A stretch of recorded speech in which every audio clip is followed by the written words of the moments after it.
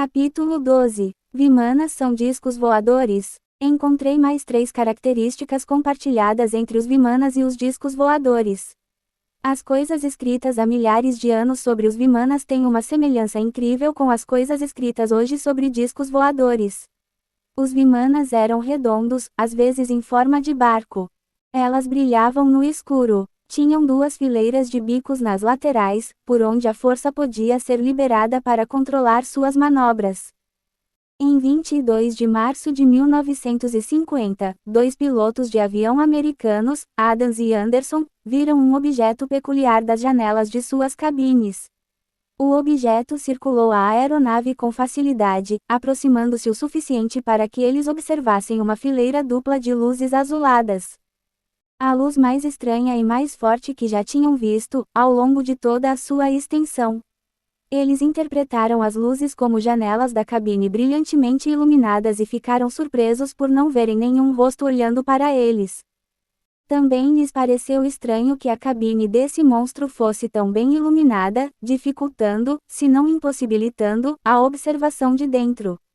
Sua perplexidade é logo explicada se o que eles confundiram com as vigias eram, na verdade, a fileira dupla de jatos, conhecidos por serem usados em um tipo de Vimana Atlante. Os Vimanas brilhavam à noite, mas não para fins decorativos. A cor e as mudanças de cor são inseparáveis da operação dos poderes etéricos superiores. Os discos voadores são geralmente vistos emitindo um brilho verde, roxo ou azulado sobrenatural, que muda para um vermelho lívido ou laranja quando estão acelerando rapidamente. Além da inferência óbvia, pode valer a pena que os estudantes mais avançados do ocultismo observem cuidadosamente essas cores e as relacionem com suas devidas correspondências nos diferentes planos, e obterão alguns resultados interessantes. Aqueles que estudaram as cores com seriedade estão agora cobrindo um terreno que será de conhecimento científico comum no próximo século. A vibração, que se manifesta como som e cor e é usada em conjunto com ambos, poderá em breve ser demonstrada como um poder mais eficaz do que o maior foguete ainda em desenvolvimento. A esperança de que estamos no limiar da redescoberta dessa força sutil é dada pelo adepto conhecido pelos estudantes como o tibetano, que, em 1920, escreveu: Primeiro, os cientistas do plano físico serão capazes de falar com autoridade sobre o quarto éter, mesmo que não o reconheçam como o mais baixo dos 4 graus etéricos de substância. Sua esfera de influência e sua utilização serão compreendidas, e a força, como um fator na matéria, ou a manifestação elétrica da energia com limites indefinidos, será tão bem compreendida quanto o hidrogênio neste momento. Indícios disso já podem ser vistos na descoberta do rádio, no estudo de substâncias radioativas e na demonstração eletrônica. Esse conhecimento revolucionará a vida do homem, ele colocará em suas mãos o que os ocultistas chamam de poder da quarta ordem, no plano físico. Ele permitirá que ele utilize a energia elétrica para regular sua vida cotidiana de uma forma ainda incompreensível. Produzirá novos métodos de iluminação e de aquecimento do mundo a um custo baixo e praticamente sem gastos iniciais. O transporte marítimo e terrestre será amplamente substituído pela utilização de rotas aéreas e o trânsito de grandes corpos pelo ar. Por meio do uso instantâneo da força ou energia inerente ao próprio éter, tomará o lugar dos métodos atuais. Isso ocorrerá por meio do estudo do lugar do sistema solar no todo universal e do efeito que certas constelações têm sobre ele.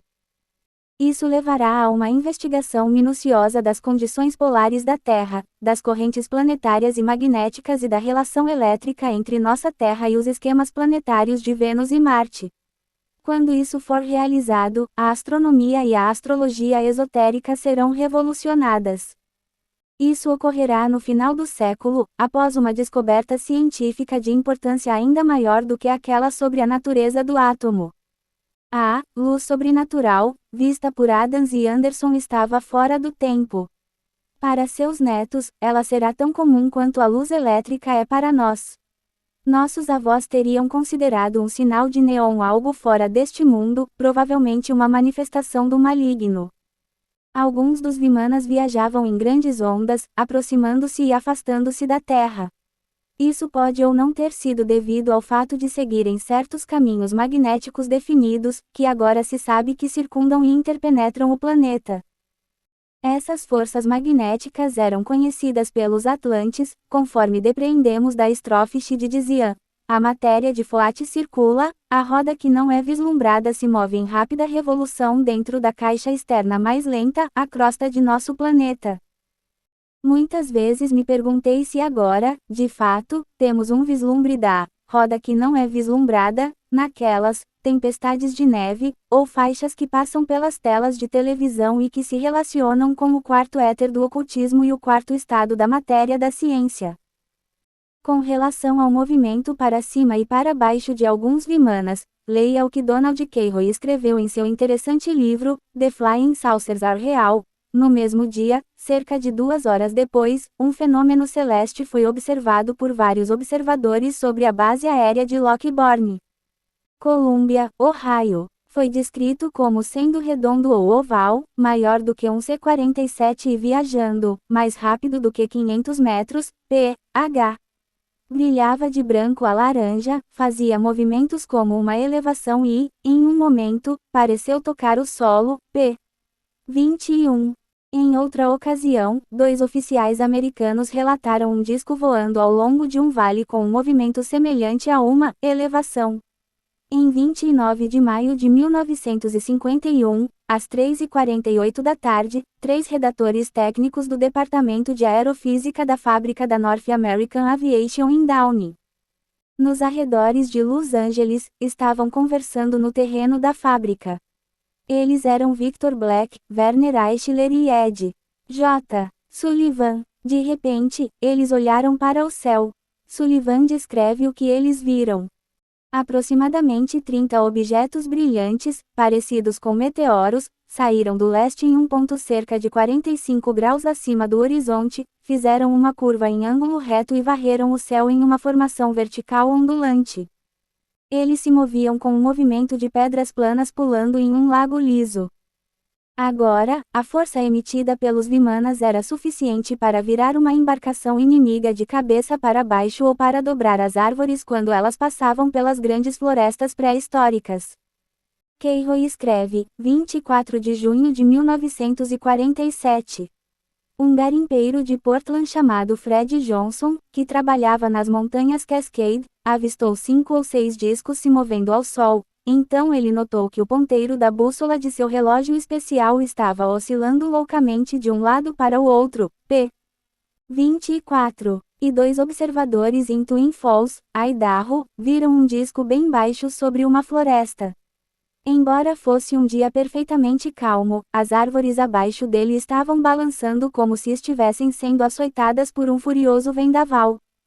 No entanto, eles acharam que o disco estava muito alto para causar tal distúrbio com a reação de um motor a jato comum. Ouvi vários outros relatos desse tipo de ocorrência. Às vezes, as Vimanas eram feitas de metal e, em outras ocasiões, de camadas de madeira fina cimentadas por um processo químico que as tornava tão resistentes quanto o metal. A de Havilland Aircraft Company não produziu um processo durante a recente guerra conhecido como laminação de madeira, que consistia em cimentar camadas finas de madeira compensada sob grande pressão para produzir algo mais leve do que o metal, mas igualmente resistente, e com isso fabricou os aviões de guerra de grande sucesso, o Hornet e o Mosquito. Nesse caso, parece que Sir Geoffrey de Havilland é o primeiro a reintroduzir um processo conhecido e usado na Atlântida.